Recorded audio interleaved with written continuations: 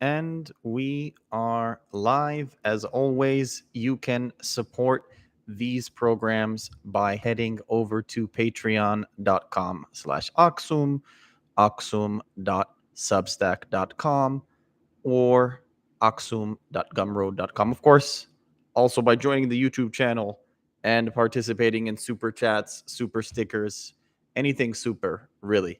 There are a million ways to give back. The easiest thing without money, of course, is to like, share, subscribe. And when I say share, with me, it's your friends, your enemies, your frenemies, and strangers. So I'll start off with kind of what I said in the tweet about reviewing Oppenheimer. If you have any sort of allergy to spoilers, run away now, as I always warn you and forewarn you, that is.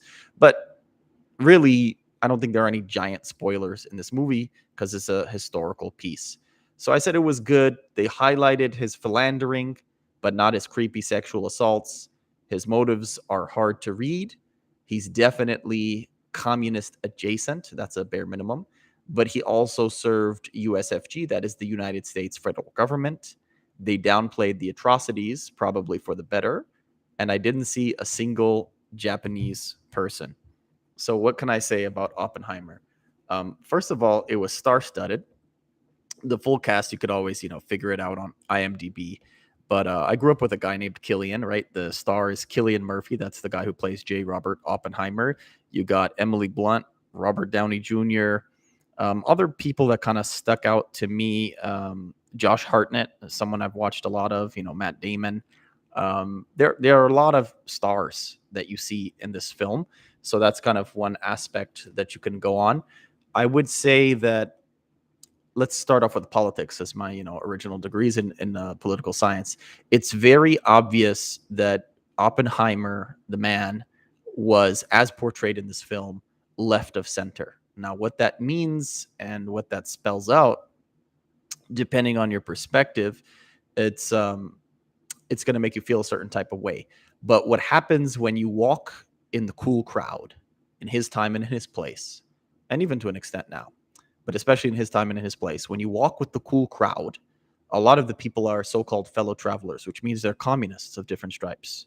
They may be literal card-carrying communists, like his lover in the film, as well as his brother, or they might just be adjacent, meaning they go to the same parties. And inherently, with the levels of security clearances he gets and the power he becomes associated with, that becomes a question because while the US federal government is deeply infiltrated with communists, and while so called McCarthyism um, was an issue, the issue is usually the reverse of the way people say it. People equate witch hunt with McCarthyism. Here's the issue is that witches, even though they're real in a sense, the way that they were being hunted in the Salem witch trials and stuff, and the kind of the way we're usually presented with that stuff is BS, right?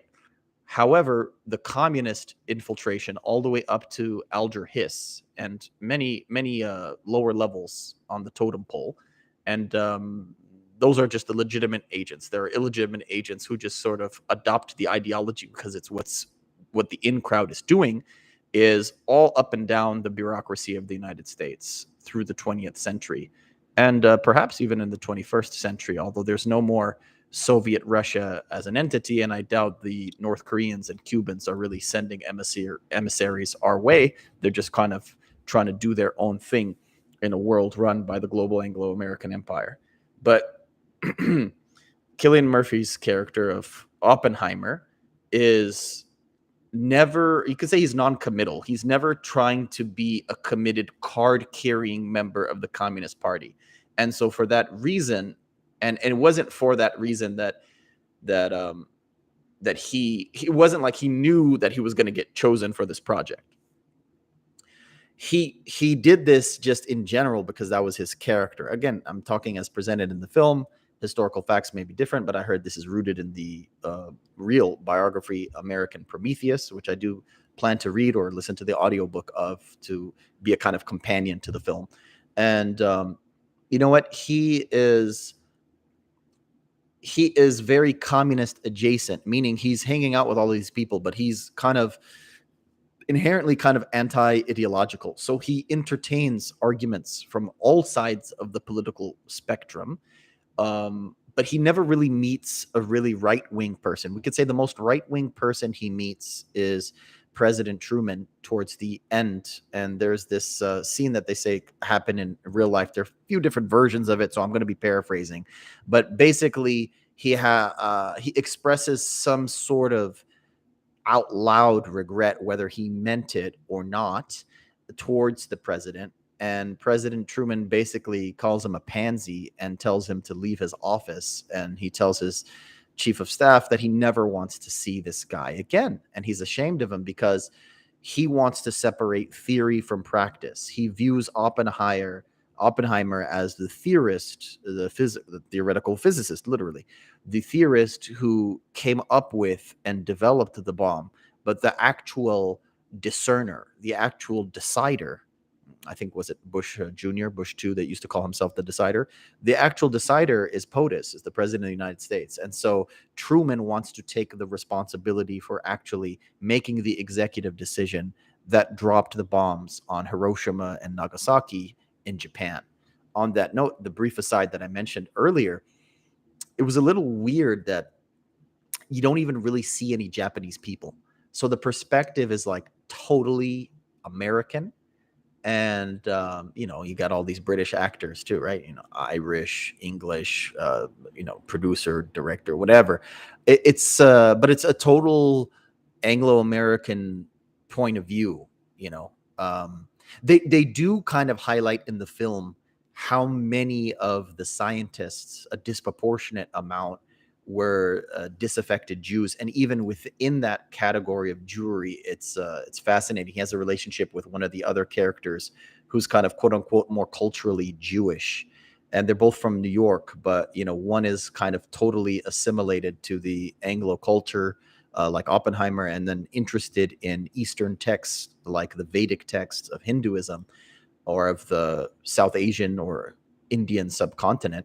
But then the other one is kind of more speaks Yiddish and gives examples in Yiddish that Oppenheimer's quoting from Sanskrit, from the Vedic texts, but he doesn't know Yiddish. Like, that's an interesting thing. Did Oppenheimer actually not know Yiddish in real life? That would be interesting if that was true, because he had quite a mind, but maybe it was outward looking than more inward looking at his Jewish culture.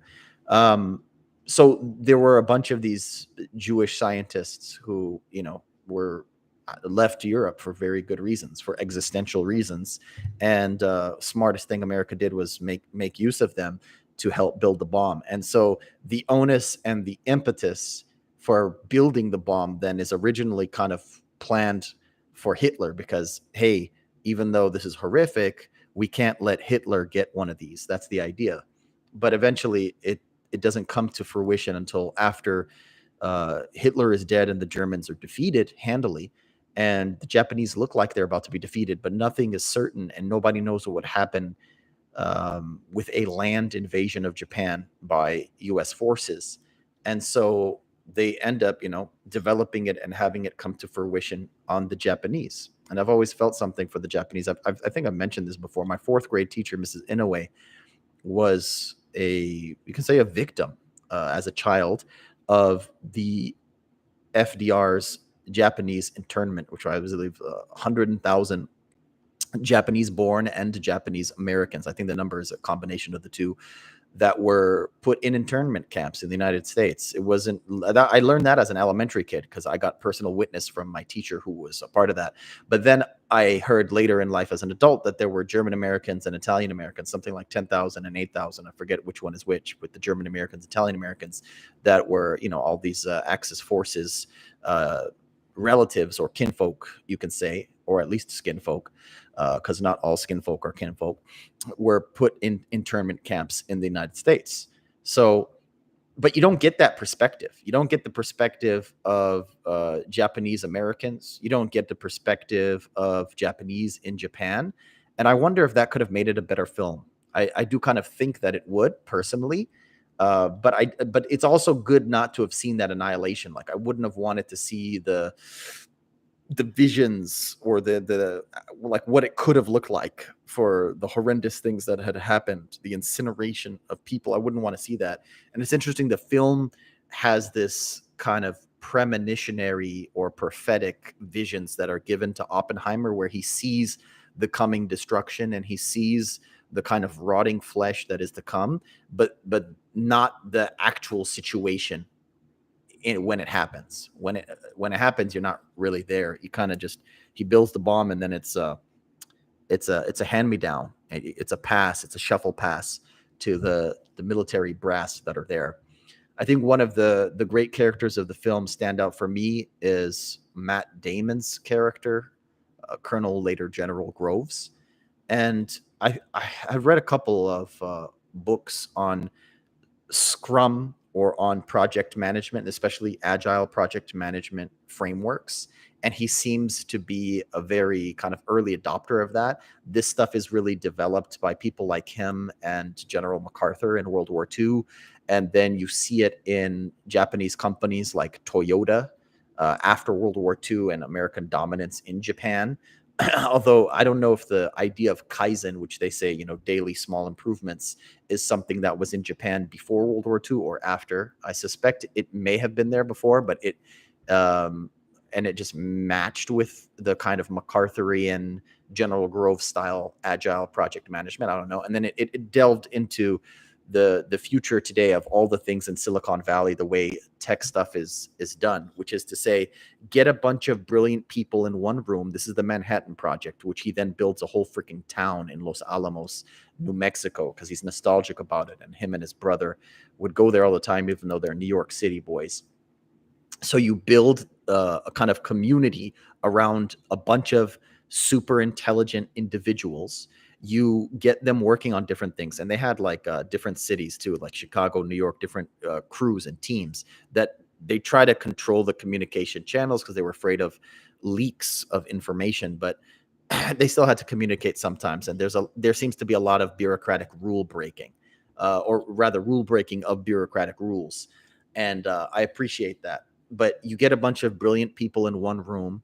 You get someone who has hands-on experience like Oppenheimer, but has this sort of either doggedness or obsession with expanding science, this relentless curiosity, this irrepressible desire to just push the technology, which one of his foils, played by Robert Downey Jr., he has different titles, but this guy Strauss, who eventually runs for office, and that's one of the crazy things that happens too. There's kind of a bureaucratic trial that is not a trial, which means it is a trial to give and or revoke and or not renew the security clearance of Oppenheimer, which is one of the bureaucratic tactics to try to shame him that his foil, played by Robert Downey Jr.'s character Strauss, does. But it flashes back and forth, back to different years, to university time,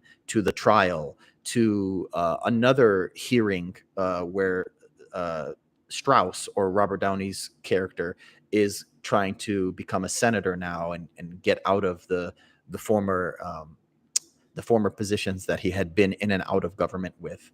And then it flashes back to the days in Los Alamos with the Manhattan Project. So you're constantly like switching from color to black and white, from black and white to color, from a few years in the future to a few years in the past, to the perspective of Oppenheimer, to the perspective of Strauss, to the people in the Manhattan Project. Like you do kind of get these rapid moments of switching here and there. I've seen some people comment that it may have been in part influenced by Oliver Stone's JFK and maybe other films too. I don't know all the films that Chris Nolan would have been inspired by. So whatever he paid homage to that you guys know, you can let me know in the chat as well. But it had this tension and foil between these two characters, and Strauss accuses Oppenheimer of just being this dogged pursuer of his own project and his own fame, which is what he calls the contradiction between why he was pro-atomic bomb but against the hydrogen bomb in some of his advocacy after things had gotten there, because the spotlight was no longer on him. And that may have been a part of it, but if it was accurate, I think it was a small part of it. What seemed to be the larger thing, by how he's triggered by certain maps of Moscow, is that he had this animosity towards the Germans and slightly towards the Japanese, but obviously much more to the Germans, that he didn't have at all towards the communists that were in Russia. So that even if he wasn't a communist, even if he wasn't an official, a card carrying fellow traveler, he was generally progressive. He was left of center. He did have communique with people who would even want to live there or be exiled there. And so the idea of dropping even a more powerful weapon there, I think, kind of shocked him to the core a little bit. But it didn't shock him enough to think that he had made the morally wrong decision. And I think this is one of those films that makes you think about and reflect critically upon, is there a difference between individual personal culpability and responsibility and the scruples it would take to be a righteous or moral or ethical person as an individual, versus the ability to see like a state, to see like uh, one of the major powers of the world vying for hegemony between different systems of economics like capitalism and communism, um, or mixed systems or fascism or whatever. And what type of responsibility do you have? What would the Soviets have done if they had an atomic and a hydrogen bomb before the United States? What would the Nazis have done if they had an atomic bomb and they had a hydrogen bomb before the United States? And so, therefore, what type of responsibility do you have, not as an individual, but as a brilliant mind that is in service of a state that may or may not have better intentions and may or may not have better outcomes than other competing views of hegemony in the world?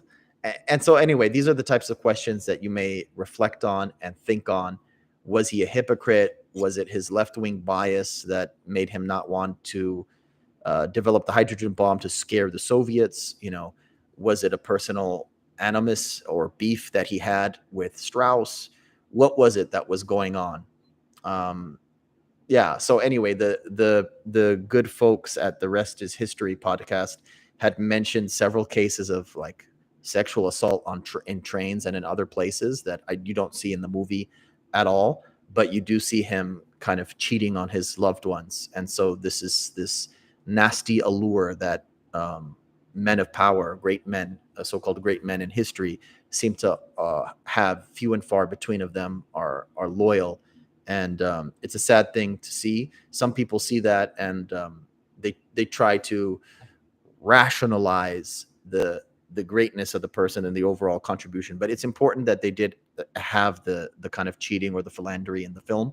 And maybe it would have been even better to have the sexual assault. Maybe that's not relevant for the film. I don't know. But it's something that I noticed was missing after hearing the preview from the Rest of History podcast people. But ultimately, yeah, you want to wonder, what is the personal responsibility, and then what is the sort of state or nation state responsibility, given that certain things don't change in the world. And this is the big difference between idealism in political science and realism. The idealist kind of wishes it were the case that everyone could erase all their nukes, at once. But the realist says there are bad actors, there are wrongdoers in the world, and they're going to be in possession of these dastardly weapons of mass destruction. And so, given that that is a fact, regardless, I almost said this fake word, regardless of how we feel about that matter, how do we respond rationally as a nation state that wants to have the moral high ground over them? Maybe the moral high ground is inexistent at this level. And so maybe what do you just do to practically preserve life on planet Earth? Okay, Tommy Byrne, first commenter. Can the life of Jesus be used to justify war, violence, or enmity? I think about St. Moses the Black, patron of nonviolence. What are we called to do as followers of Christ when facing violence? Yeah, I recently watched a great TikTok from the Roman helmet guy about Moses the Black, aka Moses the Ethiopian. And to me, the end of his life wasn't fully clear. In the Roman helmet guy's telling, he like holds a sword while the marauders are there as the monks are escaping. And it wasn't clear to me if he went out like almost in like a Western style gunfight or a Tupac against the police type narrative, where he fought the marauders until death, or if he just like let the marauders kill him. So I think in cases of like outward aggression and invasion, it's very obvious to us where the life of Jesus cannot be used to justify war. The questions people often have, and the Catholic tradition has this whole just war tradition, is about what about in self-defense? And the thing that tugs on people's heartstrings even further is what about in defending the defenseless? You know, um, your mother, your sister, your cousin, whatever, your nephew, your niece, someone who is your needy neighbor, someone who is weaker than you, is about to get physically or sexually assaulted. In the love of Jesus Christ, can you restrain that person? I'm a jujitsu practitioner, and I don't know how to make heads or tails with this. I've been struggling with the idea of pacifism as presented, although his theology is a little weak, by Leo Tolstoy, since I was in undergraduate studies in 2008, 9, 10, 11, 12. So I don't have a full answer for you, but as a jujitsu practitioner, the personal morality and ethics I look at it is that in those extreme cases, I would like to physically restrain the person, but I don't think I should use disproportionate or excessive force to take their life. But when you increase the scale, not to, like I said, individual morality, but to state actors instead of non state actors, I have no clue how to manage that. If possible, could you physically restrain, if you were the allied powers, could you physically restrain the emperor of Japan, the fascist leader Benito Mussolini, and the fascist leader Adolf Hitler? Could you physically restrain them without killing them? That would certainly be the ideal. But what if there was no other way? How could you protect people? Maybe your answer is you don't, you let them all die, you let them all become martyrs, and then you add new martyrs to the church if they're Christian. And you let Jesus judge them on Judgment Day. If that's what your argument was and you were committed to it, I would say it's logically consistent, seems to match the scriptures, can't argue against it. But there's just something that kind of urges people to action and that kind of restricts them from doing that. So, Tommy, I hope that helps you think through it, but don't think I have a definitive answer for you. I guess I'm kind of done thinking and reflecting on the film. I would say overall it was visually stunning. Like I mentioned, some of the switching back and forth in terms of flashbacks and flash forwards and black and white and color. Obviously, it was visually great. Most of the stuff is nowadays. But yeah, I also liked Killian Murphy from Inception back in the day. I haven't seen Peaky Blinders. I've seen some people talking about Peaky Blinders, but I loved him in Inception as a sort of minor character, and the way that that scene with him and Leo became memeified over the years. And now he's moving from this like minor character to this major character, and both are Chris Nolan films. And Inception is one of my favorite, if not my favorite, films of all time. So seeing him move from that and to this bigger role, and I think doing it really well, was incredible. He's not always dressed in a trench coat. Sometimes you see him in a military uniform when he's feeling himself with General Groves or Colonel Groves, and he gets mocked by that by a friend. But he wears a trench coat a lot and this nice brimmed hat. I don't have a brimmed hat, but I do wear hats like that a lot, and I I get funny comments from students whenever I wear my trench coats. But I have a couple trench coats in my repertoire: one beige, one navy blue, and it's very very clean looking, a very clean look, and very, I think, commanding look that he had in the film. Even though he's incredibly skinny. His kind of mind and his assertiveness, his curiosity comes out the characters that is comes out in the film, and I think you should definitely watch it. I don't usually give 1 out of 10 or 1 out of 5. I usually believe in the binary system, 1 or 0. So on a 1 or 0 system, I would say it's a 1. Go watch it, enjoy it. Tell me how it makes you think of these critical questions. Obviously atrocious. I'm a big Japanophile. I'm a big fan of many things Japanese, anime, manga, samurai, history, so many things. Beautiful people, beautiful culture. As I told you, my fourth grade teacher was Japanese and interned here in the United States, here in California. So I kind of had an early on memory of this. I've been to the Japanese American Museum in downtown Los Angeles in Little Tokyo. So again, I would have liked to see some Japanese people in the film. You don't really see that. But yeah, you get the American perspective. You get the perspective of the persecuted Jews who came here and assimilated to the WASP culture.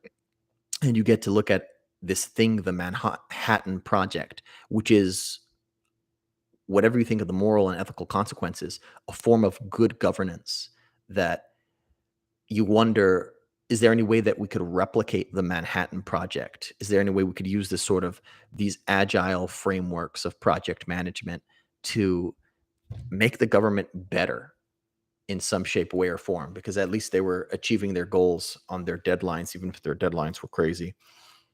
Tommy, I really appreciate the depth of your answer. Is there somewhere I could email you? Yes, henokelias@gmail.com. That's HENOKELIAS@gmail.com. For the sake of avoiding the bots, I will not type that in the chat. Anyone else have any good questions, comments, concerns?